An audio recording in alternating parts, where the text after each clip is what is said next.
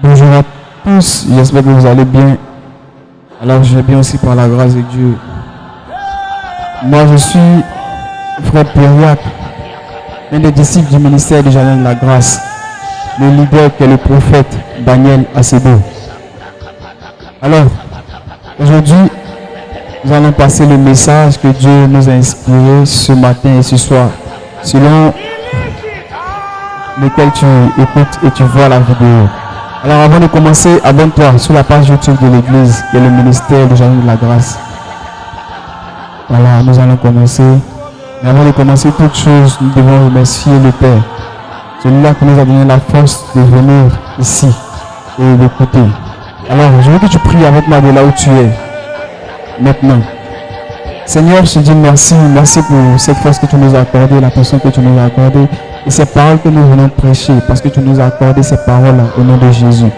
Et Père, par la même occasion, je prie que tu touches toute personne qui écoute ces paroles. Toute personne qui va se mettre à disposition pour écouter ta parole. Je prie que le Saint-Esprit puisse les toucher, les visiter de là où ils sont, au nom de Jésus. Amen. Alors, les frères et sœurs, aujourd'hui, Dieu m'a mis à cœur de parler d'un sujet assez touchant et poignant. Et le sujet d'aujourd'hui, c'est l'espérance en l'éternel. L'espérance en l'éternel. Et donc, ce matin et ce soir, je veux que tu te mettes en disposition et en règle pour écouter ce message. L'espérance en l'éternel. Mon frère, ma soeur, sache que dans notre vie chrétienne, de là où tu es, je ne sais pas quelle situation tu vis, je ne sais pas ce que tu traverses dans ta vie, mais Dieu me charge de te dire que de continuer à espérer en lui. Et donc si tu avais perdu espoir en l'éternel, continue à espérer en lui, parce que lui seul peut te donner cette force et la capacité nécessaire de surmonter ce pourquoi tu es en train de pleurer aujourd'hui.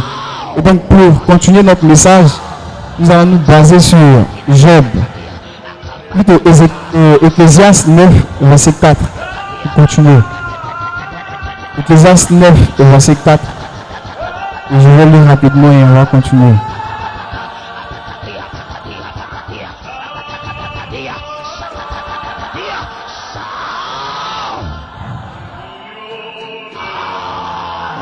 Ecclésiaste 9, verset 4 dit: pour tous ceux qui vivent, il y a de l'espérance. Et un chien vivant vaut mieux qu'un lion mort. Je vais répéter. Ecclésiaste 9, verset 4. Pour tous ceux qui vivent, il y a de l'espérance. Et même un chien vivant vaut mieux qu'un lion mort. Dans cette parole que Dieu est en train de nous susciter ce matin et ce soir, Dieu est en train de te dire que tant que tu es toujours en vie, tant que tu vis, il y a de l'espoir. Et cet esprit dont l'Éternel parle, c'est l'espérance en l'Éternel. C'est de espérer, continuer toujours à espérer en l'Éternel Dieu que nous servons. Parce que le but de notre foi, le but de l'épreuve que nous suivons et nous vivons, ce challenge qu'on vit chaque matin, chaque soir, c'est l'espérance en l'Éternel. La Bible nous dit d'avoir foi en Dieu. Et cette foi-là nous parle de cette force assurance, cette ferme assurance des choses qu'on espère. Et donc, en l'explication de la foi, nous avons l'espérance. Amen. Dans l'explication de la foi chrétienne, nous avons l'espérance en l'Éternel. Et comme David pouvait le dire dans tous les parties de psaume, il continue à espérer en Dieu. Parce que son espérance c'est l'Éternel. Peu importe ce que tu vis, peu importe ce que tu traverses, peu importe la souffrance dans laquelle tu vis, continue toujours à espérer en Dieu. Parce que seul Dieu peut te sauver de cela. Seul Dieu peut te faire passer dans ce que tu es en train de vivre. Chers frères et sœurs, nous avons tous connu l'histoire de Job. Job, il a vécu un calvaire. Job, après Abraham, nous pouvons dire que Job est le père de la foi. Pourquoi? Parce que Job a perdu en une seule journée tout ce qu'il avait de bien, même ses enfants. Il a tout perdu Mais Job a continué à espérer en l'Éternel. Job a continué à espérer en l'Éternel. Peut-être que ce que tu es en train de vivre, c'est l'œuvre du diable. Peut-être que tu es dans le feu par lequel Dieu est en train de passer pour pouvoir te sauver, pour pouvoir te tester et te faire passer à un autre niveau. Mais ce soir et ce matin, continue à espérer en Dieu. Continue à espérer en l'Éternel. Si c'est un travail que tu as perdu, continue à espérer en l'Éternel. Ne perds jamais espoir. Parce que la Bible et ce passage que nous venons de lire nous dit que tant que tu es toujours vivant, tant que tu as la vie en toi, et cette vie que Dieu t'a donnée, ne perds jamais espoir en l'Éternel. Continue à espérer en lui. Quelle que soit la situation dans laquelle tu es, quel que soit ce challenge que tu vis chaque matin. J'ai vu pendant que je marchais souvent dans la rue, des personnes qui sont en train de vendre des bananes, des petites choses pour pouvoir subvenir à leurs besoins. Mais ces personnes, quand tu leur parles de Dieu, ces personnes l'acceptent. Il y en a même qui ont déjà accepté Jésus. Ils te prêchent l'évangile, ils te prêchent la parole de l'Éternel. Et puis ils sont dans des conditions dramatiques. Mais ces personnes n'ont jamais perdu espoir en l'Éternel. Je te dis, mon soeur et ma soeur, mon frère, ce matin et ce soir, continue à espérer en l'Éternel. Ne perds jamais espoir en l'Éternel. Parce que lui seul sait ce que tu vis. Ses prières et ses larmes, ses lamentations, Dieu les voit. Il entend. Il te voit. Il te voit en train de pleurer.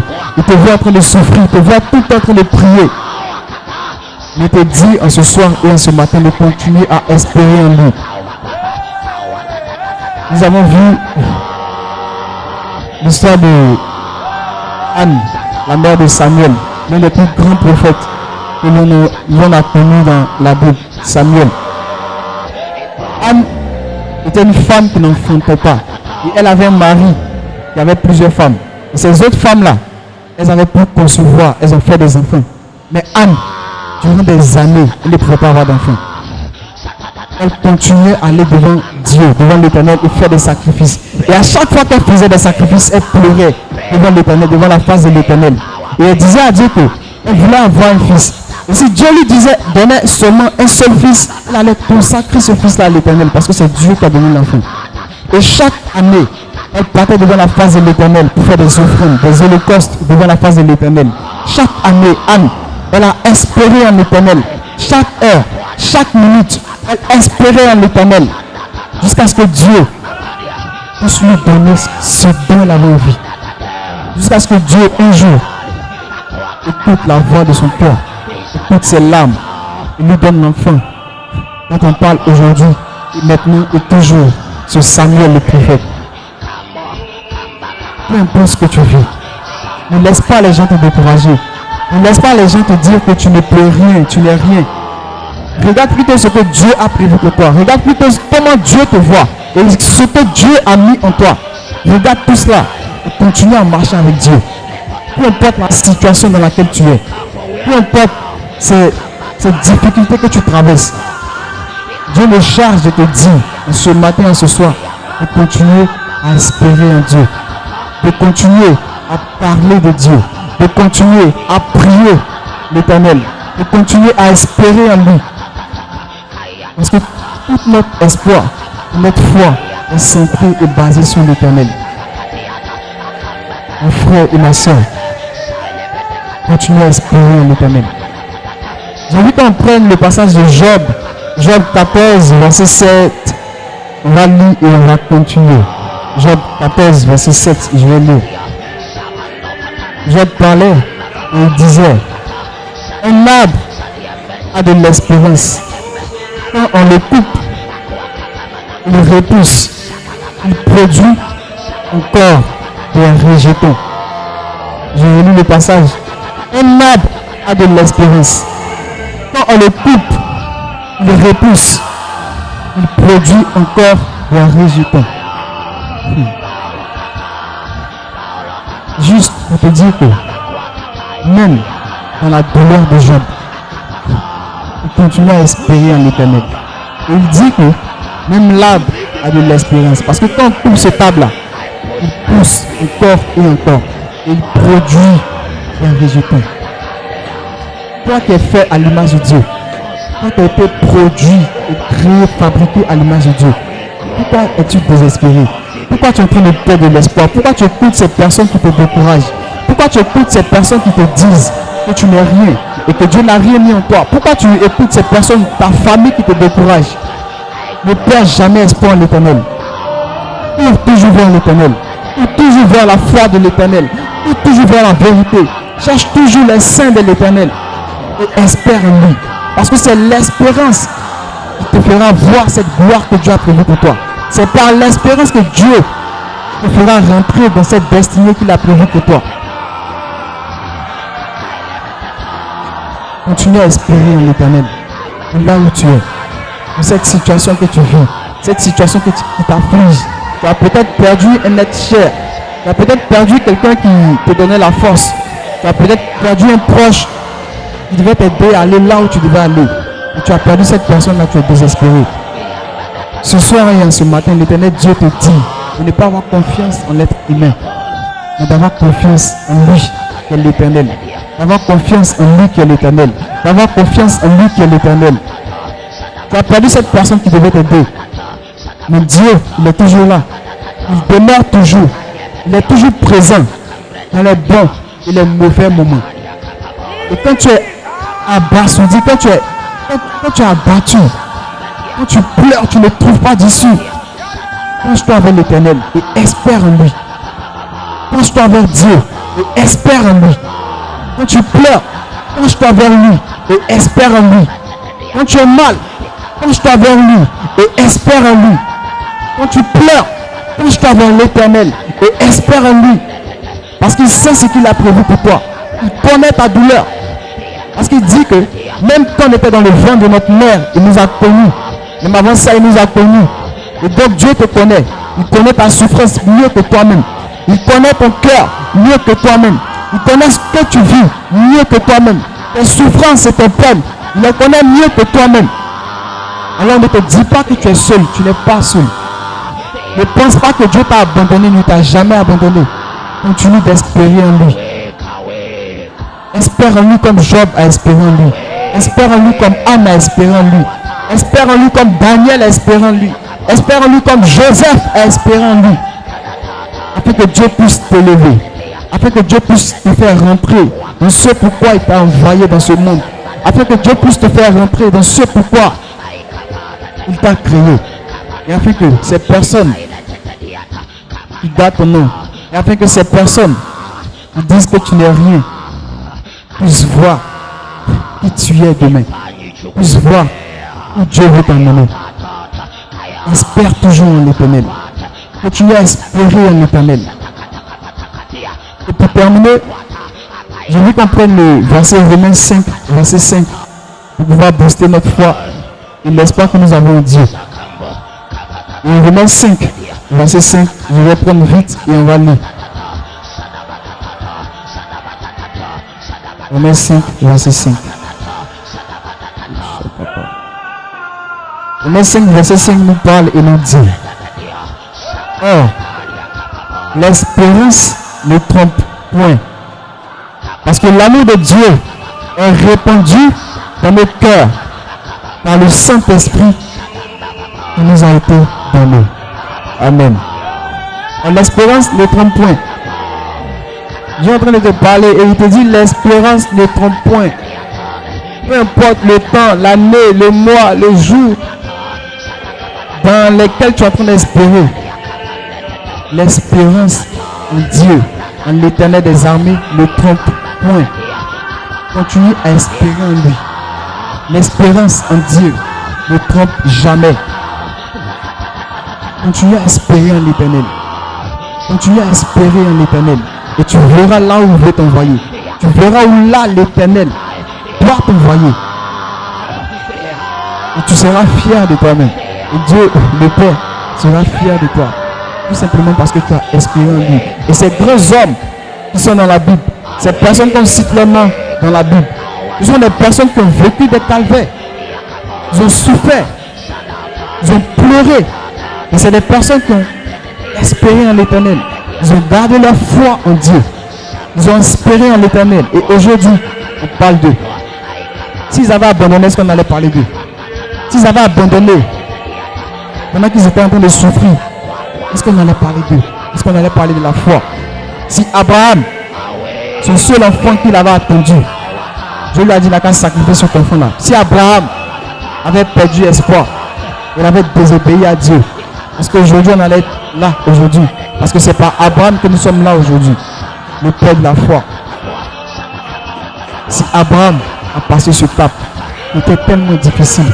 Toi qui as un enfant, toi qui as des enfants, toi qui cherches des enfants, qui veut avoir des enfants, continue à espérer en l'Éternel. Toi qui cherches des trucs à faire, qui cherches à avoir un travail, qui cherches à pouvoir faire l'œuvre, qui cherches à pouvoir travailler, mais tu n'y arrives pas. Il y a des personnes, il y a des choses qui te bloquent. Tu cherches à avoir un travail depuis des années, tu ne parviens pas à avoir ce travail-là. Continue à espérer en l'Éternel. Continue à croire en l'Éternel. Continue à espérer en lui. Et tu verras sa gloire se manifester dans ta vie. Parce que, étant chrétien, étant enfant de Dieu, notre force, où Dieu passe pour pouvoir voir notre amour, c'est dans l'espérance. Lorsque ça ne va pas, lorsqu'on est au plus bas, c'est par ça que Dieu passe pour voir qu'il aime réellement. Qui est mon enfant? Parce que, on prend l'histoire de Job, parce que c'est si Job nous sommes. Job était au plus bas, et c'est par ça que Dieu a vu que Job l'aimait réellement. Et donc, c'est parce que tu es en train de vivre ces calvaires-là que Dieu est en train de voir que tu l'aimes réellement. C'est parce que tu es au plus bas que Dieu est en train de voir, il est en train de tirer plaisir dans cet amour que tu as pour lui. Il est en train de voir réellement que ma fille qui est devant moi là, mon fils qui est devant moi là, m'aime réellement. Alors pourquoi moi, ici Dieu, je ne vais pas combler son cœur? La Bible nous dit que l'espérance en Dieu ne déçoit jamais. Et la bénédiction de Dieu n'est suivie aucun chagrin. Après l'espérance, il y a la bénédiction, il y a l'abondance. Peu importe l'année dans laquelle tu souffres, ça fait combien de temps tu es en train de souffrir? Continue à espérer en l'Éternel. Espère toujours en l'Éternel. Continue toujours à avoir cette foi-là. Continue toujours à garder l'espoir en toi. Dis-toi toujours que Dieu, il est avec toi. Et cette souffrance-là, tu ne vis pas seul. Tu ne partages cela avec Dieu. Et Dieu, il est à côté de toi. Il t'aide à remonter ce cap. Il t'aide à surmonter ce problème-là. Parce que cette même parole, cette même Bible nous dit que Dieu ne peut te donner ce que tu ne peux pas attraper, ce que tu ne peux pas soulever, ce que tu ne peux supporter là. Dieu ne peut te donner ça. Et donc si c'est parce que s'il y a une situation qui t'est arrivée, c'est pas, tu peux remonter cela, tu peux surmonter cela et passer le cap. Alors ne déçois pas l'Éternel. Ne déçois pas Dieu. Ne donne pas raison au diable. Ne donne pas raison à tes ennemis. Mais donne raison à l'Éternel. Et donne raison à ta foi. Donne raison à ton espérance. Donne raison à ce que Dieu a prévu pour toi demain. Afin que Dieu puisse t'élever. Afin que tu puisses sourire avec la joie au cœur. Et afin que ce témoignage puisse servir des nations entières. Afin que ce que tu vis puisse servir de témoignage. Afin que ce que tu vis puisse booster ces personnes qui sont autour de toi. Parce que ta situation dans laquelle tu es est un témoignage pour beaucoup de personnes. Est un témoignage qui va servir à beaucoup de personnes à surmonter ce cap-là. Et afin que tu puisses comprendre ces personnes qui souffrent. Et donc, c'est notre message aujourd'hui. Juste, garde l'espoir en l'Éternel. Continue à prier. Continue à garder espoir en lui. Peu importe ce que tu vis, peu importe la souffrance dans laquelle tu nages, peu importe la dimension de cette souffrance-là, garde toujours espoir en Dieu. Garde toujours cet espoir-là. Parce que Dieu, il est avec toi. Il va te bénir, il va te lever. Parce qu'il écoute ta parole. Il écoute ta prière. Il écoute tes lamentations. Dieu, il est là. Il sait ce qu'il a prévu pour toi. Il sait ce qu'il a prévu pour toi. Espère toujours en lui. car tu seras heureux. Amen. Et pour terminer, j'ai envie de faire cette prière-là pour quelqu'un, pour cette personne qui écoute et qui regarde ce message de quelques minutes.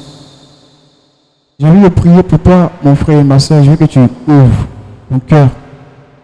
Tu ouvres ton cœur et écoute Dieu te parler.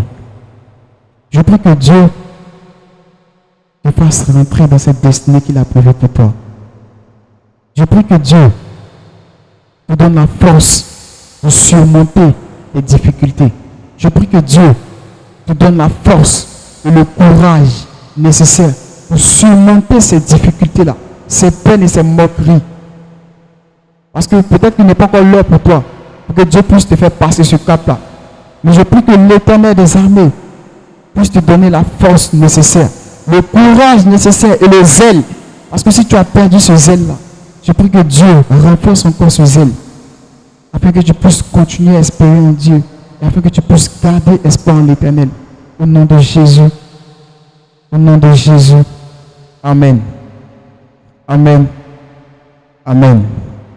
Alors, on a fini pour aujourd'hui, mais je sais que à travers ce message-là, tu vas retrouver l'espoir que tu as perdu. Et si ton espoir il a diminué juste un peu, il faut augmenter l'espoir là. Parce que peut-être que où tu dois arriver là, tu n'es même pas encore arrivé là-bas. Dieu va te faire passer ce cap-là. Peut-être que tu es peut-être déjà arrivé à la fin de ton calvaire. Mais comme tu as perdu espoir, tu as abandonné. Mais je veux que Dieu te dise ce soir et ce matin, lève-toi. Lève-toi, tiens-toi debout. Et acclame pour le Seigneur. Acclame pour le Seigneur. Acclame pour le Seigneur avec ta douleur. Acclame pour le Seigneur avec ta douleur. Acclame pour le Seigneur avec ta douleur. Parce qu'il est là et il est Dieu. Au nom de Jésus. Amen. Alors, pour plus d'enseignements, active la cloche et abonne-toi aux chaînes YouTube de l'Église, le ministère du Jardin de la Grâce, pour pouvoir recevoir plus d'enseignements inspirés par le Saint-Esprit, inspirés par Dieu lui-même. Shalom à tous et bonsoir et bonjour. Bye. Et que Dieu te fortifie de là où tu es, au nom de Jésus. Amen.